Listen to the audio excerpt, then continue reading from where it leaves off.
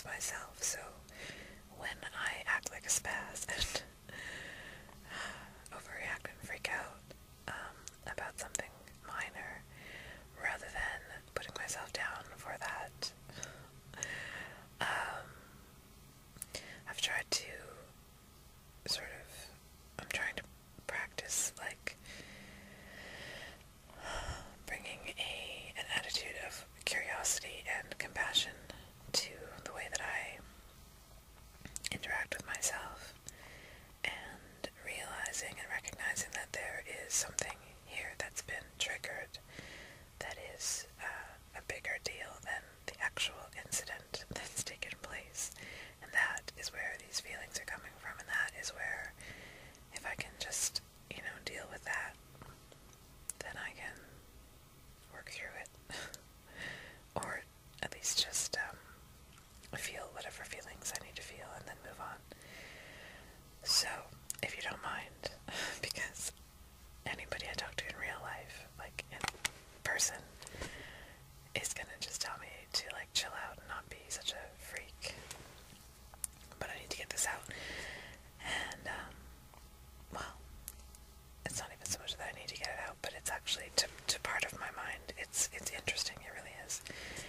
Actually interesting, on an objective level, and I would really like a chance to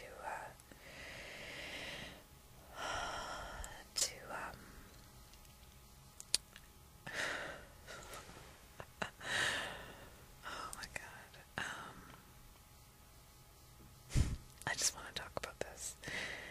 I just happened to have my camera with me because I was planning on doing a rune reading video today, my first one, that I got a request for, and I'd like to do that if I have time. I'm on my lunch break right now, but I feel also like this stuff that's been stirred up in me right now is, kind of like a big cloud of crap that I wouldn't want to impose that on the reading that I'm gonna do. So I just wanna I know I'm making excuses in advance, but I just want to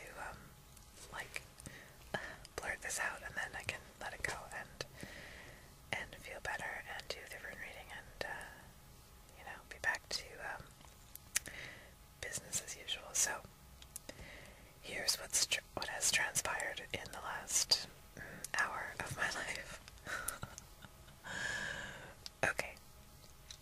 It all started when, well, this may be unrelated, but here's just what I've been doing so far today. I've been at work. One of my coworkers brought up the topic of the zodiac changing. I don't know if you guys have heard about this, but it's a pretty huge deal for those of you who follow zodiac. There's apparently a 13th sign, a 13th constellation now, due to shifting in the Earth's axis and the whatever.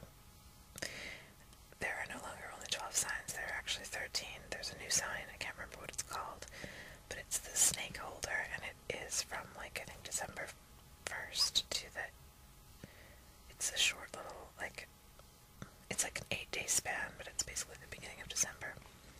There's this whole new sign. And as a result, pretty much everyone's sign has shifted back one. So, like, for me, I used to be a Libra. I've always been a Libra. Now, apparently, I'm a Virgo.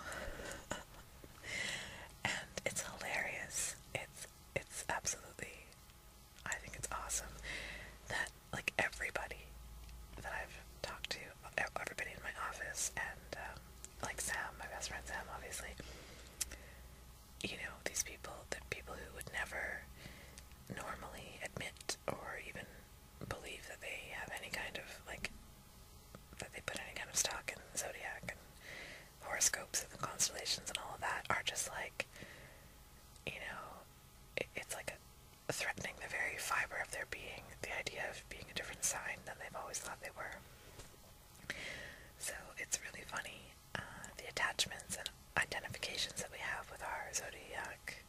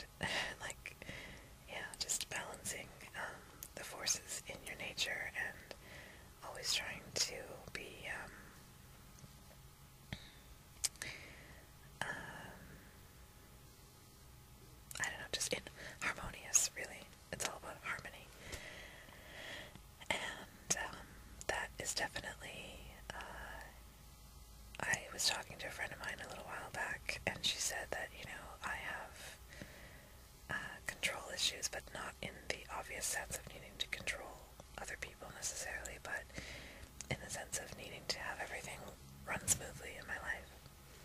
Anyways, whatever. So I would, like, if you asked me, I wouldn't say, oh yeah, I totally believe in the zodiac, because that's, that is a threat to my, sort of, not scientific mind, but, my practical nature, whatever. However, I identify with a lot of the traits of Libra, and, like, I'm not gonna lie, I was kind of losing it a little bit, freaking out at the thought of all of a sudden being a Virgo.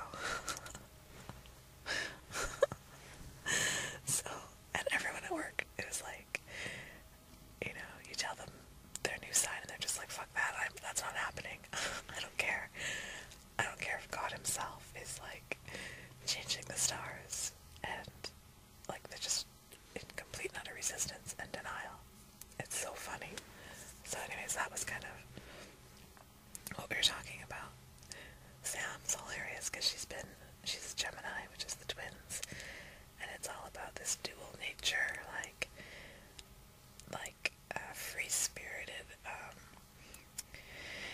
unpredictable kind of like, and we were both air signs, which is all about like love and emotion. Well, actually more so abstract ideas and thinking and all this kind of stuff. And now she's a Taurus, and she's just like, I'm not some kind of farm animal, like earth sign and blah blah blah. It's pretty funny. I find it pretty funny. So that was the first, that was what's going on at work today. And then we started, my one coworker was at a food show yesterday, and she had made a bunch of lavender lemon martinis using our lavender from our farm. Basically we make these like herbal, alcoholic drinks for these food shows. Started in the summer with a basil teeny, which was really good, and anyways, that's sort of just something that we do, and she gives them out at the food shows to other people who are there. And she had a bunch left over, so we started drinking these lavender martinis, and so we're all getting like just a little bit tipsy at work, which was fine. We were having a great time and just joking about this whole zodiac thing, and just getting a little bit tipsy at work, and I'm pretty sober, but anyway, so that's all well and good. And then we were talking about ideas that we've had for team builders. Basically, team builders usually end up just being an excuse for a few of us to get together and go out drinking or whatever, just hang out. But we've got like a list of things that we've thought of in the past, and my number one suggestion has always been karaoke, because I like karaoke, because I like singing, and I think it's fun. And okay, here's where I need to vent. My one coworker, who has become like one of my best friends, actually. She's amazing, and we are so close. But she doesn't like singing. This is already sounding absolutely ridiculous as I'm describing this, but bear with me, or just, I need to vent this. Anyway, so she doesn't like singing. She doesn't think she can sing, which is crap. I mean, I think everybody can sing, really, and I've heard her sing, and she's fine. And then, another coworker of ours, who they happen to be dating, they were both like, that's, karaoke's stupid, we don't want to do it, it's, and granted, they were like, it's not fair, because it's not an even playing field, because you can actually sing, and you enjoy it, and you have a good voice. And I'm like, dudes, when I'm drunk, I sound like crap, just like everybody else. Like, it's not about singing well, it's about just being silly and having fun, and singing horrible, harmonies together, and crooning with each other, and like, it's fun. It's about putting your pride aside, and just, I mean, yeah, maybe because I don't have a problem singing in front of people, it's easier for me, and I find it fun where somebody else wouldn't. But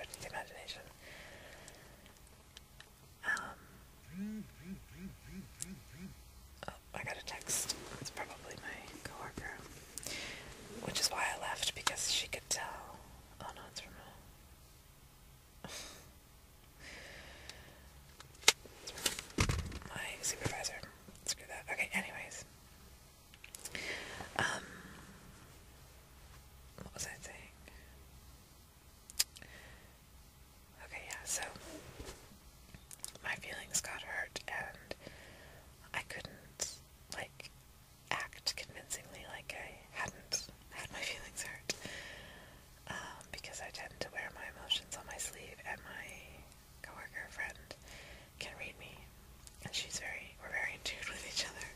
She's very, sensitive to my emotions and vice versa. And she felt bad that she'd hurt my feelings inadvertently, so I had to leave work because I didn't want her to feel bad, because it's really not, like, I know that it's an overreaction, it's not an appropriate, it's not a normal reaction to the situation. There's obviously something going on within me that got triggered to make me feel that shitty about the idea that they didn't want to do that. They were kind of just, it felt like they were sort of laughing at me, which is not the case, but like, it was sort of like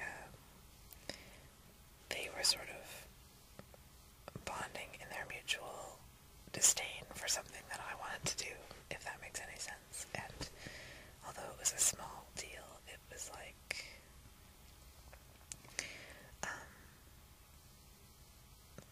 it made me feel, I guess, like isolated or left out, disconnected. And I realized that that feeling of being separate and excluded and judged and different, all of that stuff is like, it sucks for anybody, it's not a pleasant feeling. And, so I kind of just, like,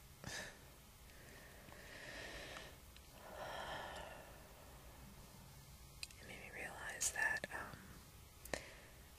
those sort of basic human needs, like feeling a sense of belonging and connectedness with people,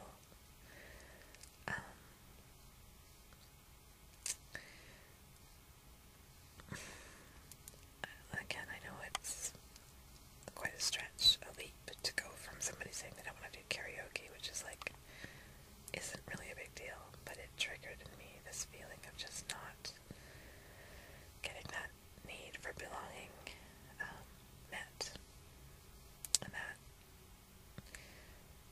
made me feel emotional, I guess. And I think that that's natural, and I just wanted to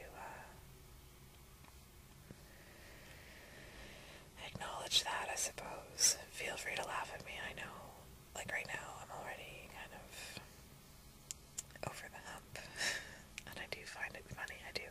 I see the humor in it, but I don't know.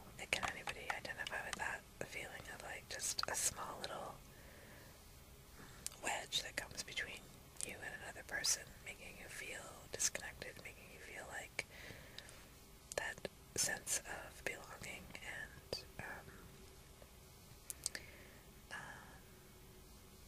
closeness with someone is being threatened. You feel alone, you feel that sort of ache of separateness and distance, and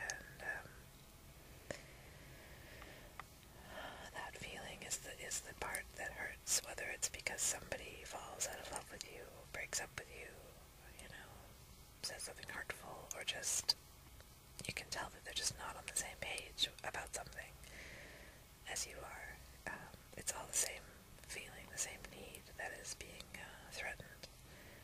And for me, that need has not been met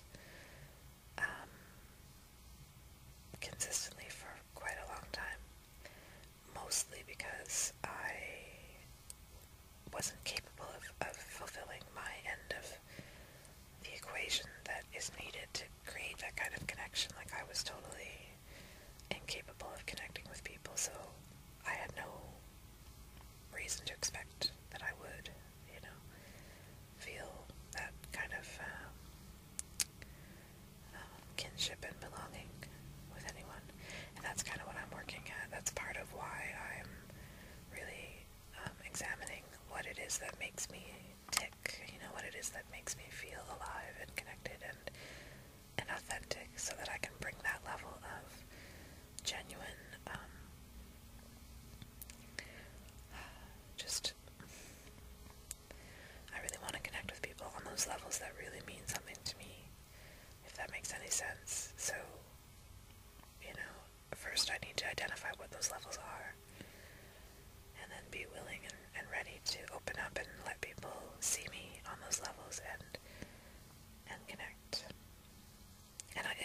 it's started. It's definitely, in this last year, it's happened so much more than ever before, or any time lately. So, like, it's all good. It's definitely happening, but this is all part of the process, and this just shows me how, I am a sensitive person. That's just who I am, and this just shows me, like, how strong that need is to feel close to somebody,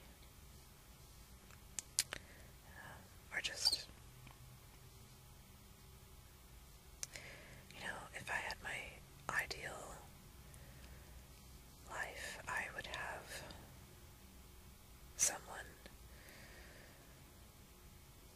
somebody that I could be myself with completely and feel that kind of compatibility and acceptance, mutual acceptance and love. On a romantic level, obviously, that's something that I need, as much as I try to pretend I don't. Try to keep that compartmentalized so that I don't have to open up all the soft spots and sensitive places that would require me to go and open up to somebody. But just even on a broader sense, I would love to have, and I do actually already have, a life full of people who I can connect with on some of these levels that mean something to me. But I want to continue to explore that and open up to, for example, having people in my life who are creative and really place a lot of value in creativity. And I've already, as I've been opening up to that, I've met some pretty cool people lately who, make that a priority in their life. They either are living off of their art or their craft, or it's a huge part of their life, and they have a day job that kind of pays some of the bills so that they're free to devote a good chunk of their time and energy to whatever it is that they're passionate about. And I find that really inspiring to be around that kind of, effort, dedication, discipline, and just having the guts to admit that this means something to you, that it's important to you, instead of trying to minimize it. And I would love to have more of that in my life, more people who get me in that way, who know what it's like to feel the urge to create something and honor that and make it a priority, and don't stuff it down and tell yourself that it's not practical or responsible or realistic or all of that stuff that we do to squash that urge. That's right now for me a huge area of my personality that I'm looking at. And the more I sort of warm up to the idea that it's something I can make a sizable part of my life, the more excited I get about it, the more I want to share it with people and explore it myself, and just, it's pretty awesome. And I'm really grateful for the few people. It's just been, acquaintances at this point. Nobody really that I've spent any time talking to, but a couple people that I would like to talk to more if they're, available, to just to be around that spirit of just making it important, acknowledging that it is important to you. And from there, it opens up so much possibility, So, that's one area of my life that I really am trying to connect with people on that level. People who don't laugh at me for, getting wrapped up in a thought and wanting to just write, or wanting to just explore something, and getting absorbed in that creative energy. People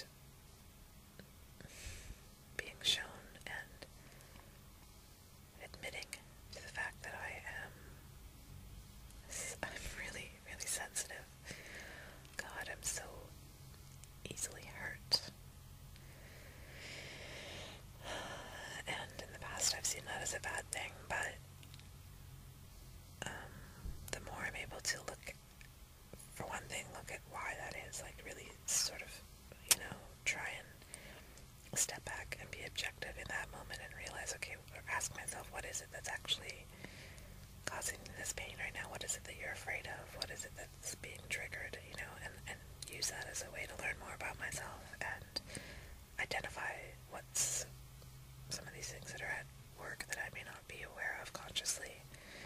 It's showing me a lot about myself, which is great. Ultimately, my goal, my motivation for doing that is to become more honest with myself and be able to give myself what I need to a greater degree so that I'm freed up to be there for other people, because I've been shown over this last little while how when I'm not aware of that going on and when I'm not on top of it or just responsible for it, when I'm not taking responsibility for my own sense of just being okay, it makes me very, very needy and very selfish and very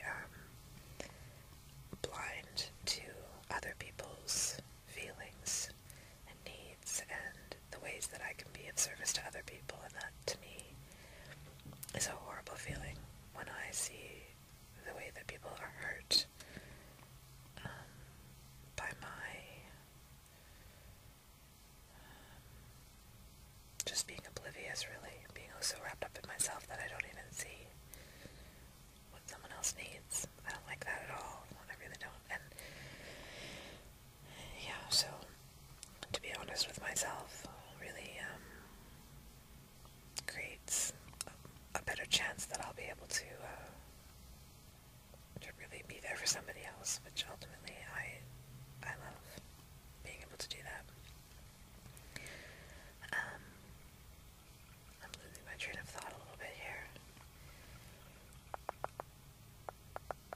I don't even know what time I left work, actually. It's just like all worked up. I'm feeling much better now, so thank you for letting me vent and be a little bit crazy.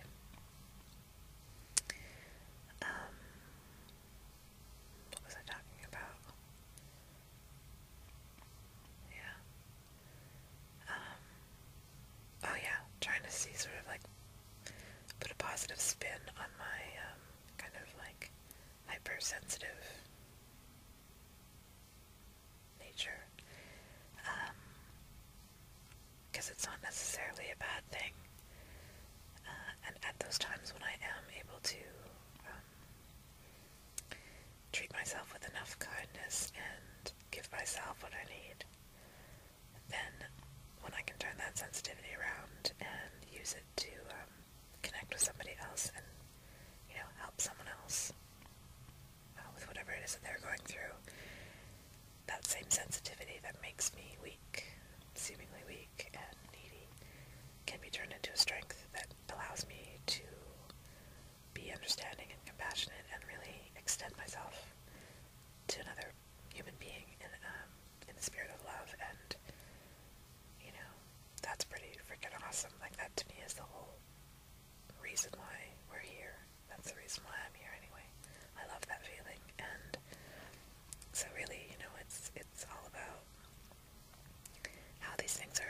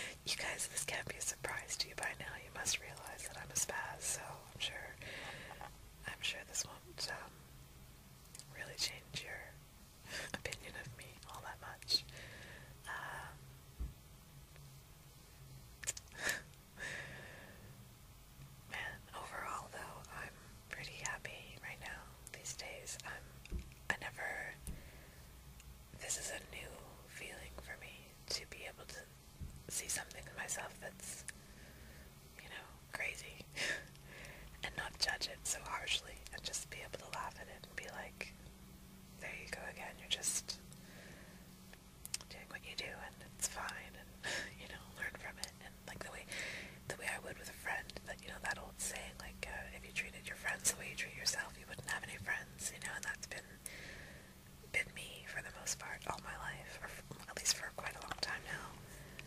And just very, very recently am I actually finding that at least some of the time I'm really honestly able to look at myself with a little more compassion and understanding, and see myself as I would a friend doing the same things, and understand some of what it is that makes me act the way I act, and realize that a lot of what I do and feel and all of that makes sense given the thoughts that I'm holding about myself, and by showing myself that little bit of compassion, I can start to be a lot more effective in the way that I sort of catch these things and then turn them around and work on them and stuff. It's really quite a cool process. It's something that has been suggested to me in the past by people, but I was never able to do it until just very recently, and it's given me a very different experience of myself, which is really cool. It's making me think twice about my understanding and definition of things like modesty and humility. Beating yourself up and keeping yourself in a position of weakness and lack and need all the time is not really that humble. Because like I just described, it just makes you virtually incapable of being compassionate towards anybody else, because you're just so needy. Real humility, it seems, is the ability to give yourself what you need so that you can actually start to shift your focus and start to look at other people and see what they may be needing and how you can help them. It's beautiful, really. It's a beautiful feeling. And I just want it to keep growing for me, so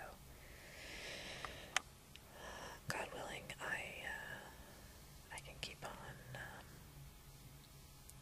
looking for the positive in things like this instead of just